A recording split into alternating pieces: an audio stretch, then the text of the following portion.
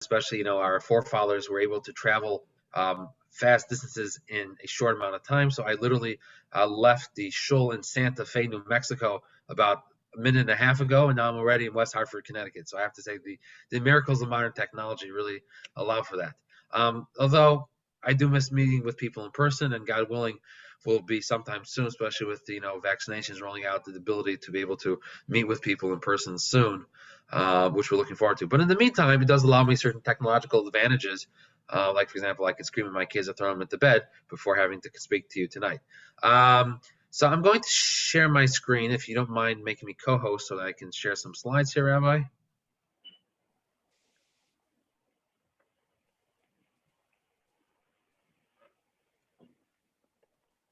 There we go. Fantastic. And okay, can everybody see my screen here? We're good. Okay. How much time do we have? What time is everyone's bedtime? Why don't we start with well, I think we talked about going for about half an hour, including Q&A. Okay, perfect. So I may go through some things. I have a lot of stuff that's here. Some of the stuff we may skip through or go a little bit faster through. So it really just depends on everyone's comfort level. A friend of mine coined the terminology for this presentation. We call it from brooms to bananas to bubblegum. Where really there's all sorts of different things, from fresh fruits to processed foods to non-food items. And the question really is, what does and doesn't require special hashgacha for Pesach? And kind of here tonight to dispel some of those myths. And if Rabbi Brander offers me the right amount of money, we can probably make anything mutter. Yeah, didn't hear that from me. Okay. So there's a little bit of background about kosher Pesach food. I think for time's sake, we're going to skip through that. We'll discuss some of the edible items, non-edible items, and medicines and nutritionals for Pesach. There's a whole background in terms of what Pesach represents in food items, but I think we will save that for a different point in time. So when we take a look at food items, believe it or not, the industrial revolution is only 170 years old, since the mid-1800s, and food production, mass-produced food, is even younger than that. We're really looking at, it wasn't until the beginning of the 20th century that mass quantities of food began to be produced in bulk on machinery and food items. Before that, it was very simple. Everything was made in someone's house or their bubby's house, and the local sheikhet, and you went to the market and bought your stuff, and that was it. Nothing was processed. And it wasn't until especially in American ingenuity, that food began to be processed. And one of the first clients that the OU ever had is a company known as H.J. Heinz. You may have heard of them. They're known for their ketchup and their baked beans. And the OU symbol that you see today was actually created at their behest, because they didn't want a whole Megillah written on the side of their baked beans, which was certified in the 1920s. And they didn't want to stay under the supervision of the Union of Orthodox Jewish Congregations of the United States, Rabbi Herbert J. Goldstein president. And they said that's really a lot of space, especially then.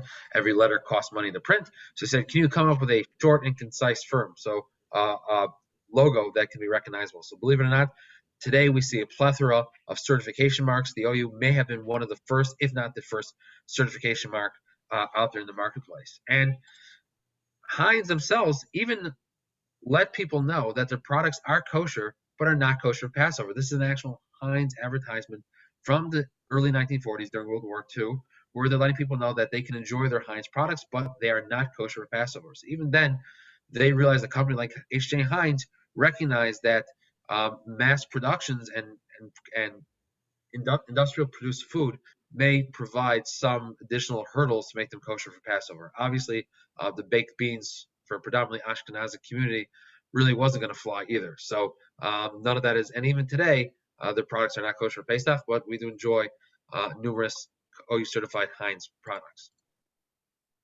So in terms of understanding what those food items are that cannot be used on Pesach, it depends on your background. For those who, no matter what your persuasion is, chametz is not acceptable for anybody in the children that are members of the children of Israel. And that refers to anything that is derived from the 5 grains, such as rye, wheat, spelt, oats, and barley. We go a step further. I don't know, do we have any Sfardim in the audience tonight? So for those that are Sephardim, kitnios, legumes, beans, and the like would be acceptable for Ashkenazim. It would not be acceptable. And then you have gebrachs for those that come from a Hasidic background. The gebrachs, which is a mixture of matzah meal together with water, would not be acceptable either. So everyone according to their tradition, and really Passover, Pesach is a time of great traditions. So people say, okay, so what's kitnios? What can we have? What can we have? So there's a whole lot of things out there, and I'll try to go through them. And they are beans, buckwheat, caraway, cardamom, corn, edamame, fennel seeds, fenugreek, flaxseed, green beans, hemp seeds, lentils, millet, mustard, peas, poppy seeds, rapeseed, rice, sesame seeds, soybeans, sunflower seeds, and teff. I don't even know what teff is, but that's on my list of kitnios things. Not sure if anybody cooks with teff. If you do, please let me know. I'd be curious to see what you use it for. The following items are not kitnios, but may require special checking based upon the way that they are stored, which basically require you to open up the package and one by one check these items if they don't come with a special Passover certification. These include anise, carob, chia seeds, and that's your chia pet over there for those people that are from the 90s, coriander, cottonseed, cumin, guar gum, locust bean gum, safflower, and saffron. The following two items might be possible kitnios. There's no clear decision either way, and those are amaranth and peanuts. Believe it or not, until about 1990, the OU actually certified peanut oil for Pesach, and then it sort of disappeared, and the general custom has become that Ashkenazim are not using peanut oil in Pesach. Even in terms of the cottonseed oil, which is the primary kosher Passover oil that's used in the United States, in Israel they do not use it, and they view that as kitnios as well. So it really depends on where you are. For further reading on that, I have a first cousin, Rabbi Dr. Zev who wrote a whole article on the history of peanuts in the United States with regards to Pesach, and can forward that article if somebody wants to read up on that. But what about you're going to the Big Y Super? Is it still Big Y, or they changed their brand name again? Still Big Y? Okay. So you're going to Big Y, you're doing your shopping. Make sure that you're patronizing the HKC counters over there as well to show how much it means to you in the community. But what could you buy that may not require kosher for Passover certification? So some of those items would include milk. If you purchase your milk before Pesach, all milk would be acceptable. Obviously, if you give Chalav Yisrael, it's a different discussion. But for those that don't give Chalav Yisrael, any milk would be acceptable purchased before Pesach. However, on Pesach will be problematic if it does not have Passover certification, because that vitamin A and D that you see that it's fortified with may utilize chametz additives to dissolve it into the milk. So chametz before Pesach will be nullified in the milk, and therefore there's no problem. But if you purchase it on Pesach, it would not be would not be nullified, and therefore it would pose a problem. So therefore, if you do not have kosher Passover milk, which I would imagine you probably should have a fair amount of kosher Passover milk in the dairy section. But if you don't have that, then my recommendation is to stock up before Pesach with your milk.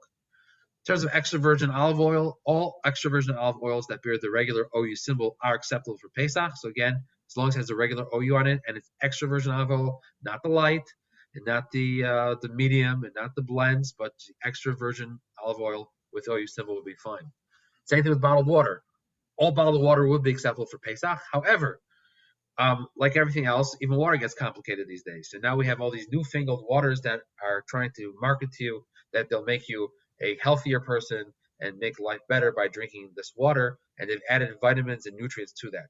Now, the vitamins and nutrients themselves don't pose any type of problem for Pesach. What does pose a problem for Pesach is the tablet form that they come into the facility and then are dissolved into the tanks of water in. And those tablets may use either kitnios or a chametz derivative, which then falls apart.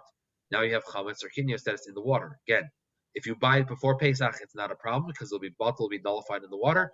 But if you purchase it on Pesach, you need to make sure that your bottled water says only bottled water with no vitamins or minerals added.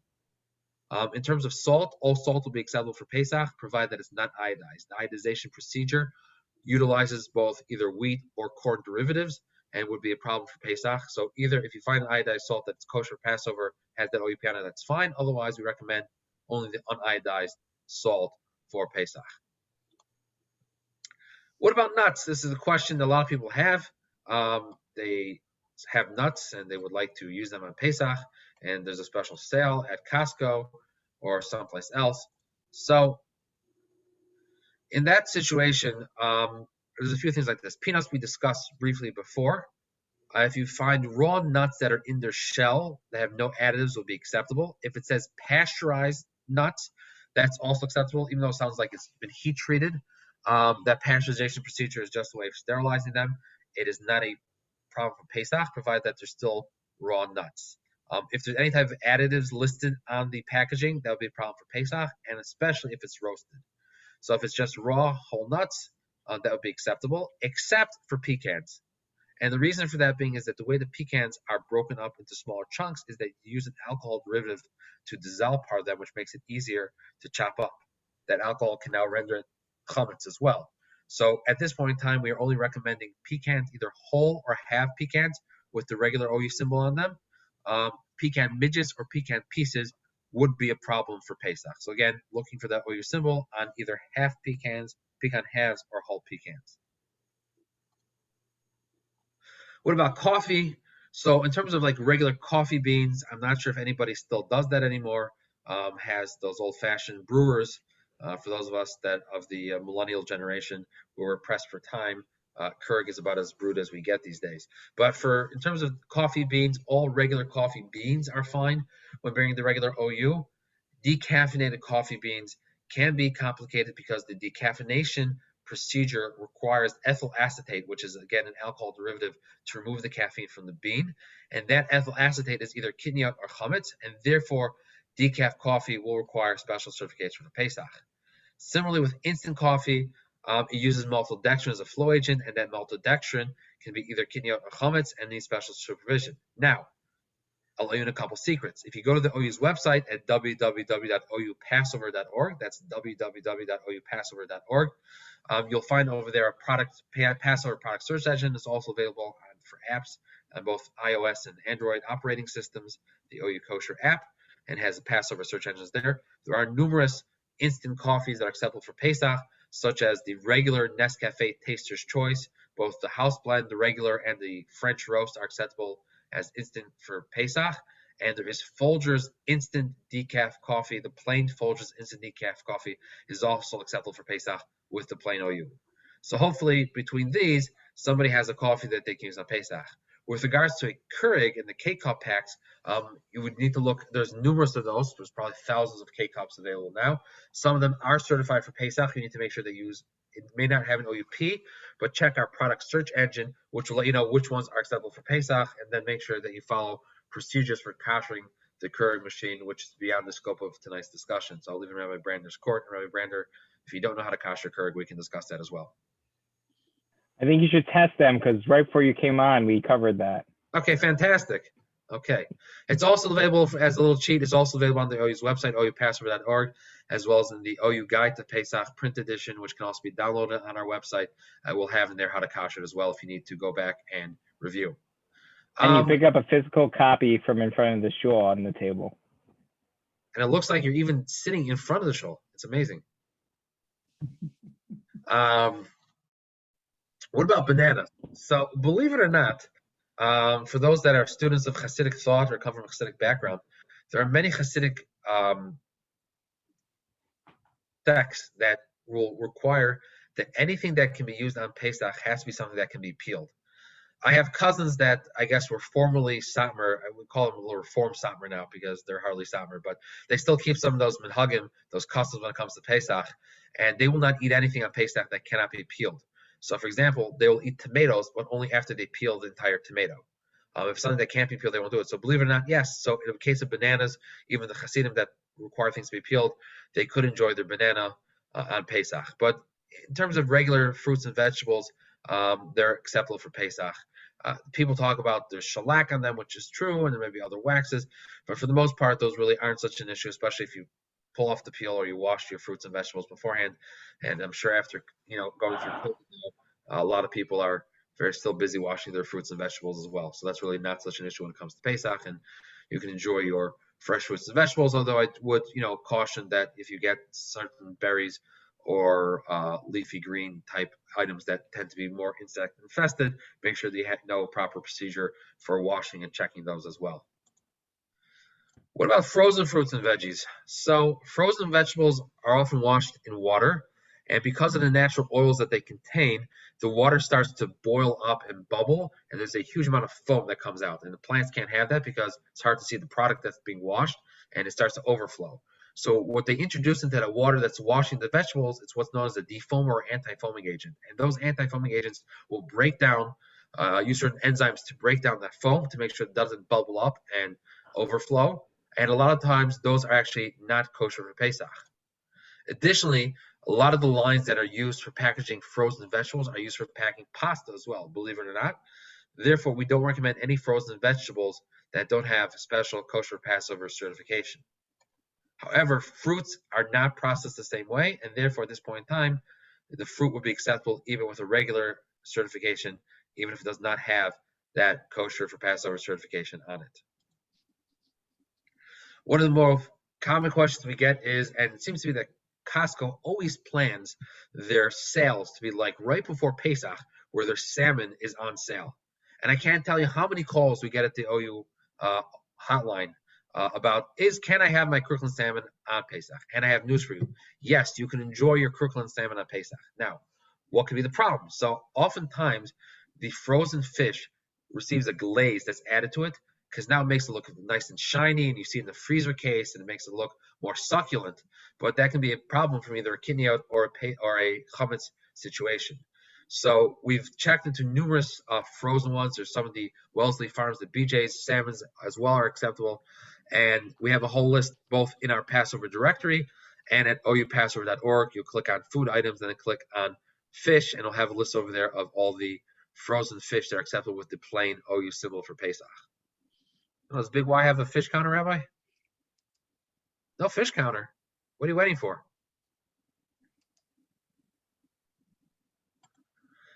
What about spices? Everyone wants to know, they hear these things about Pesach spices, and the answer is that ground spices require special kosher Passover certification because of the manufacturing process. If anyone here has ever visited a spice factory, a lot of times they actually make you wear gas masks when you walk in, because everything and anything is all over the environment and all over the air. There's just stuff flying. And there is no way to prevent one item getting into another item, and it is commonly found there. So therefore, unless there's a special Passover certification, we don't recommend using those spices because of what can be either adulterated or can be put into there because of the way that the spice houses process things. And by the way, they tend to be filthy, but I didn't tell you that. Another common question is, what's the story with quinoa? So quinoa is one of these other fascinating items, which about 20 years ago, no, I take that back, 30 years ago, nobody ever heard of quinoa unless you lived high in the Andes Mountains. And then it was discovered as the ancient superfood that really became very popular. And the question is it acceptable for Pesach? Is it not acceptable for Pesach? Well, it's definitely not one of the 5 grains, so it's not chametz. But what about kidneyot? Is it kidneyot? And there's really this difference of opinion between the rabbinic decisors and machloket poskim as to whether quinoa is considered kidneyot. Really, we recommend asking your rabbi for his guidance in this situation. I will tell you the OU's guidance, and that is that like kidneyot, it can be ground into flour and it grows in a pod, which is the criteria for something to be kidneyot. However, it has no relationship from a herbological perspective to anything that's kidneyot, any beans or legumes or corn or rice. It's really a relative of the beet family, which looks like spinach. So the question is, well, is it acceptable for Pesach? Is it not acceptable for Pesach? So for years, we at the OU did not want to step into this battlefield of quinoa on Pesach versus not quinoa on Pesach, because we felt it really made no difference to us. And therefore, everyone should speak to their local rabbi about what they should do. Well, things started to change about 15 years ago because there was a very important food item that came on the market called sushi. And the only way to make sushi for Pesach is you can't use rice, is with quinoa. So all of a sudden, all the OU certified sushi counters and caterers came to us and said, well, we want to make sushi for Pesach. What's the story with quinoa? And at that point in time, we brought it to our poskim. And like everything else, it happens to be machlokas. Rebbe Chizasel felt it was still like kidneyos. Rav Shechter Shlita felt it wasn't like kidneyos. And Rabbi Genak, who's our CEO and the final decider of this machlokas, felt that we could be lenient in the situation and quinoa would be acceptable for Pesach. However, We did do research and found that the retail packaging of quinoa, which is literally done high in the Andes Mountains in South America, is done on the same lines and facilities that has numerous amounts of barley. And therefore, in order to get around that problem, you still need to get a kosher Passover quinoa package in order to make sure that there's no chametz inside that quinoa. What about wine and alcohol? I just want you to know that there are some wines out there for those of you that are familiar with, like the Manischewitz Supreme Malaga. Not something that I grew up on, but a lot of people did grow up on it. Those actually have additives in it, such as flavors and corn syrup and the like, and they're not kosher for Pesach, but the majority of the other wines are kosher for Pesach. We just recommend that you take a look for that OUP symbol. What about bubblegum? We mentioned bubblegum before, and since it's a nice processed food, bubblegum does need to be certified kosher for Pesach, but you're in luck. The Israeli Elite, which is now owned by the Strauss Group, which is actually now owned by PepsiCo. That's the way the global economy goes. Manufactures a kosher Passover bazooka. I don't know if they have it in West Hartford, or we could find it in some of the other areas. I'm sure up in Boston or down in the New York area. So just briefly, I want to touch on some of the other non-food items. And until about a year ago, most people were not so familiar with this little bottle I had on the screen. Then we had this little visitor called COVID-19, and this became one of the most sought-after items on the shelf, probably after toilet paper and Clorox wipes. And the question is, what's the story with hand sanitizers? So hand sanitizers legally require a minimum of 60% ethanol, up to about 85% ethanol, and that ethanol is an alcohol that is grain derived. It can be derived either from corn or from wheat. So that could simply make it chametz. However, the FDA dealt with this years ago, and they didn't want people getting around the issues of having other sources of alcohol that were not regulated, and cosmetics, perfumes, and hand sanitizers are not regulated. So they require all perfumes to be denatured, which meant they put certain chemicals that made it poisonous into the alcohol, which you could not remove unless you happen to own a $1 million centrifuge system, which is definitely not worth spending $1 million to get rid of the denaturant in alcohol for Pesach. But you cannot remove it, and therefore our postmen feel that denatured alcohol would not be a problem with Pesach. Now, I have a friend of mine that I used to sit next to in shul. Now I sit about 6 feet away from him, who is a clinical social worker in a psychiatric, well, he's in private practice now, but he was in a psychiatric ward, inpatient hospital. And he told me, I spoke about this one time with Shalosh Shudas, and he came back to me a couple days later and said, Ellie, so you're not going to have, I said, what happened? He said, one of our patients ran down the hallways, grabbed every Purell dispenser off the wall, and drank it all. He was recovering alcoholic. He said, so we see that people drink Purell. I said, yeah, but there's a Talmudic principle known as Batal Daita Eitzel Kol Adam, that his knowledge or his thoughts are subservient to other people, and most normal people are not going to be drinking Purell. And Hagufa, he is been admitted to an inpatient psychiatric ward, so I wouldn't really worry about that so much. But yes, the hand sanitizer would be acceptable for Pesach. I mentioned brooms. Again, don't eat your brooms. They're not so tasty, but they do need a new broom head because of the way the spacing works and the way they hold on to material. You're pretty much going to be sweeping chametz at some point during the year, and it's virtually impossible to remove them from between the bristles. So therefore, we recommend either a new broom or new broom head for Pesach as well. Paper goods, a lot of people have voiced the question about what's the story, if there's starches on it. Most of them do not have starches, but even if they do, the starch would be only cornstarch in the United States, and cornstarch, while not allowed to be eaten by Ashkenazim on Pesach, is something which is still mutter ba'ana, still allowed to have a benefit from, and this over here, you're not eating it, but rather it's used in the manufacture of, and therefore all paper goods would be acceptable even for Ashkenazim on Pesach as well. Here's a whole list of items that do not require certifications, such as aluminum foil, baking pans, baby ointments, bags, body wash, bowl and tub cleaners, candles, cardboard, carpet cleaners, charcoal, cheesecloths, conditioners, copper metal cleaners, corks, cosmetics, except possibly lipsticks. I'll get that in a minute. Cupcake holders, cups, deodorants, detergents, dishwashing detergents, drain openers, fabric softeners, furniture polish, glass cleaners, hair gel, spray and mousse, hair removers, insecticides, isopropyl alcohol, jewelry polish, laundry detergents, lotions, napkins, oven cleaners, paper towels, perfumes, plastic containers, plates, scar patch, shampoo, shaving cream and gel, shaving lotion, silver polish, skin cream, soap, suntan lotion, talcum powder that's 100% talc, toilet bowl cleaners, and water filters. Okay, everybody will be testing on that afterwards to see if they got it all. But basically, if you can't eat it, it's really not a problem for Pesach. That's what it boils down to. The question is, what about oral hygiene products such as toothpaste, mouthwash, and lipsticks? So, generally speaking, these items are not royal achila. They're not fit for consumption, even though they're food grade because they can go into your mouth, but they're not a food. And that's really machlokas haposkim, whether these items require certification both year-round and for Pesach. And for that, I will leave you in the capable hands of Rabbi Brander to guide you there as well. In terms of medications and nutritionals, just briefly, Rabbi Brander, did you touch upon medications already for Pesach? Okay, I'll just briefly break it down for you, and that is that there's three types of medications: those that come in a liquid format, those that come in a chewable format, and those that come in a pill format. Liquid and chewable formats are the normal ways that things are eaten, and therefore they pose more of a problem for chametz on Pesach. If you have a swallowing pill, not only is that not something which is eaten, but it's also taken shelo k'derech achila, not the way things are normally eaten. Therefore, if you have a medication that normally was a chewable or a liquid, we recommend that you try to see if you can get that moved over to a pill, a swallowing pill for Pesach. But I'm going to caution you that just in terms of what goes down, you need to exercise extreme caution and make sure that you've discussed with your personal physician and your rabbi before you discontinue any type of medications.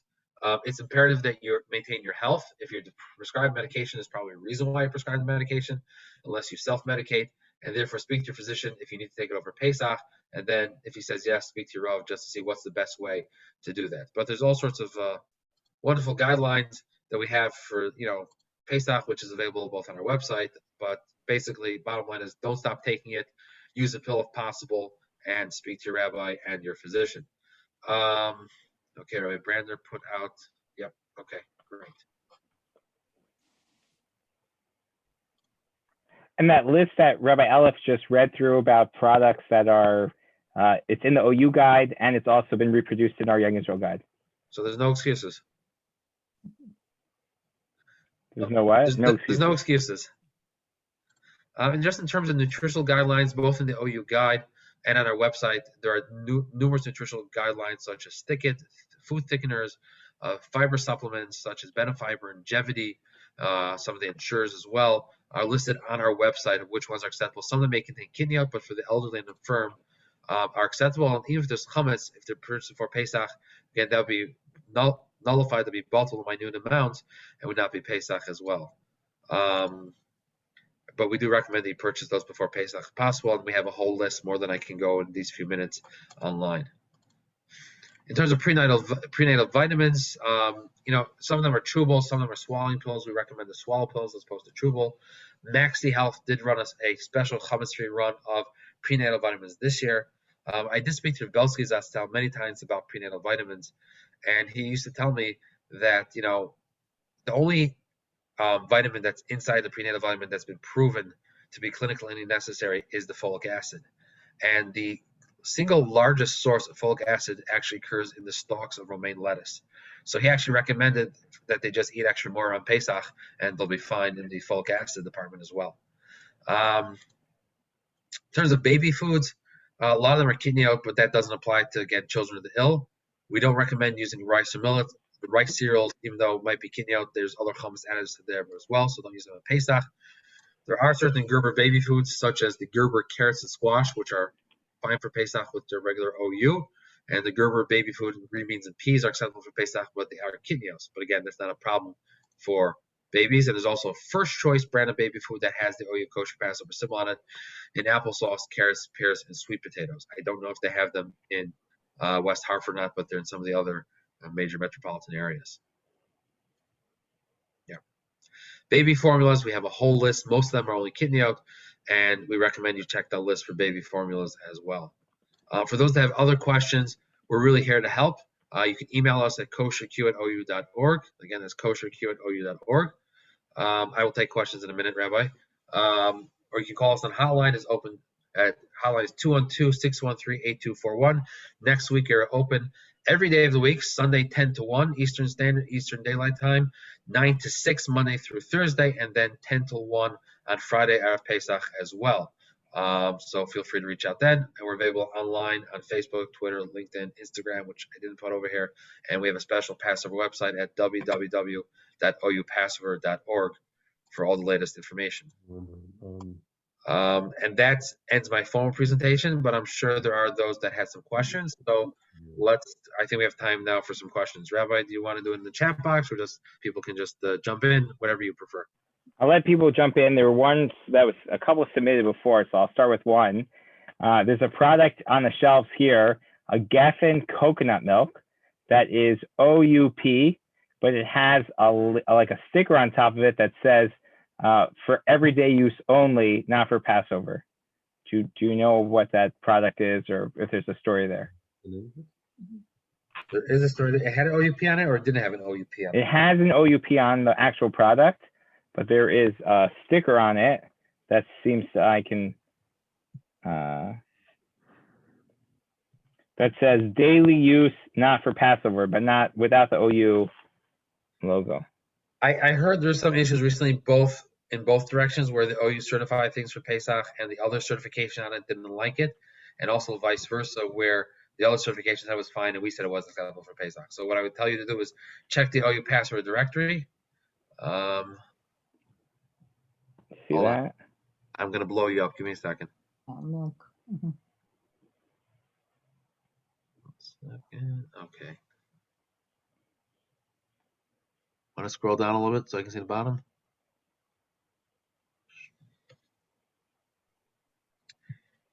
See how it says OUP and then it says daily use, not for Passover?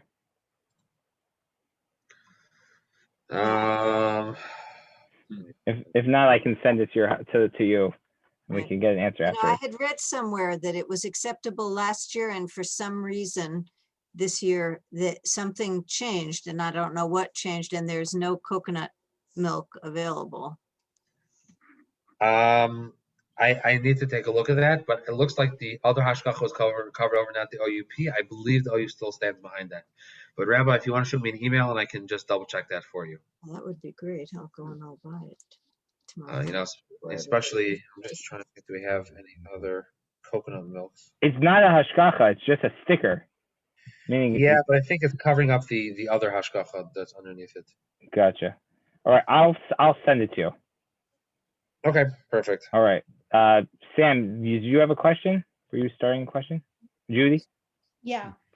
When you said the all milk you buy before Pesach, I don't know if that's true. We use Hood's Simply Smart. It has a KVH, it's not OU, but it does say something like a flavor additive or something. So that probably would not be okay to buy before Pesach. It's probably, I don't know offhand. I'd have to see the label, what's on. You could call the KDH to find out. If it's again, I'm referring to regular milks. If they're already branding it as a super milk, a fortified milk, above and beyond, if you drink it then you turn into Superman or something like that. So then I don't really know. But for the general standard milk that's out there, this would be the rule. Okay. What about dried fruit? Dry fruit is a problem because it is usually sprayed with different additives, which could be either chametz or kitnios, to preserve it. So it needs to be OUP. Yeah.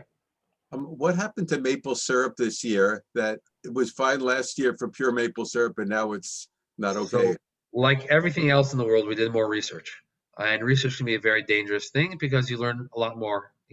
We've done more research than last year about COVID, so hopefully we understand a little bit better. But we did more research, and it turns out that maple syrup is processed. We thought it was fine; it's just 100% pure maple syrup. It was actually processed on lines at very high temperatures without kashering between of things that are actually chametz. And that's why we're recommending any maple syrup without a kosher Pesach certification because of that issue. But if you buy it before Pesach, why isn't it batul like buying lactate milk? As hashgacha, we can't rely upon bittul. As a consumer, there may be room to say that, but as hashgacha, we can't make a blanket statement about that. And does that apply to all things in general that you buy before Pesach? Like I was looking at garlic, peeled garlic. And peeled garlic will be fine for Pesach. It said OU, and I was told that it was not okay without a hashgacha for Pesach. It was a Costco peeled garlic. And it had an OU on it. Hold on. The advantage of being on my computer screen.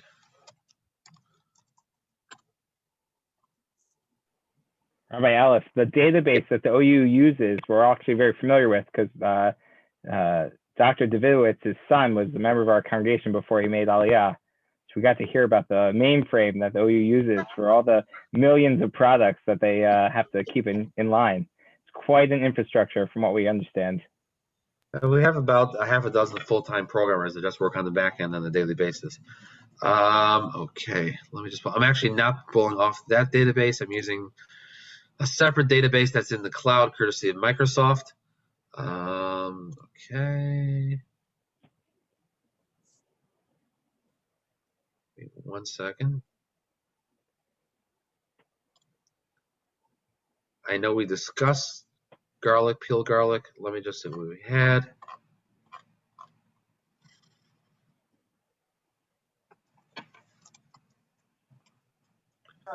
Peeled garlic, all OU certified peeled garlic is acceptable for Pesach. Okay, great. Thank you. Is that true only for OU peeled garlic? There's like There's no responsibility for other hashkafas. no, but with the issues, I guess, could be different from garlic to garlic, I guess. Just today, the OK, we were in touch with the OK about the product, and they said that they need a special OKP. At the Orthodox Union, we cannot comment on the reliability of other kashrus organizations. All right. You mentioned brooms need to be changed for Pesach. If what's in the broom is dirt and possible crumbs that nobody would eat and the dog would eat, why do you need to change brooms for Pesach? Believe it or not, your dog would eat it. And I've seen my little kids sometimes walk around and they're snacking on something they found stuck in the broom. So All right. just the bottom line is that you do find pieces that are a little bit more than, you would prefer.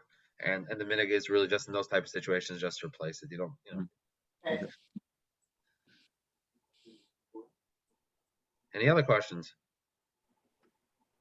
What's the most popular question this year? Are Oreo cookies dairy equipment? I was going to say, I'm surprised no one's mentioned the DE question here. Right.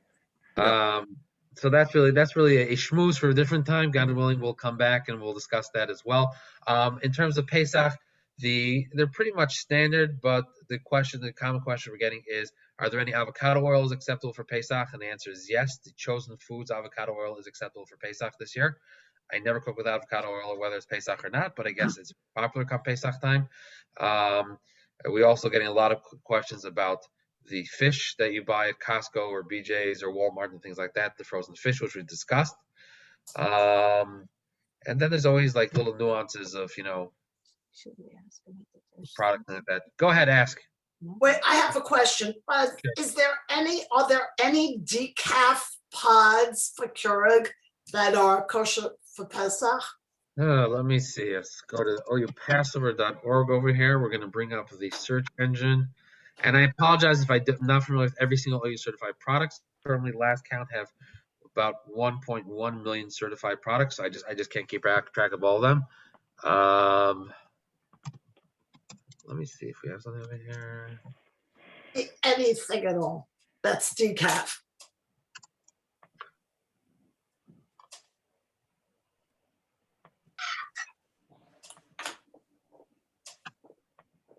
What's that?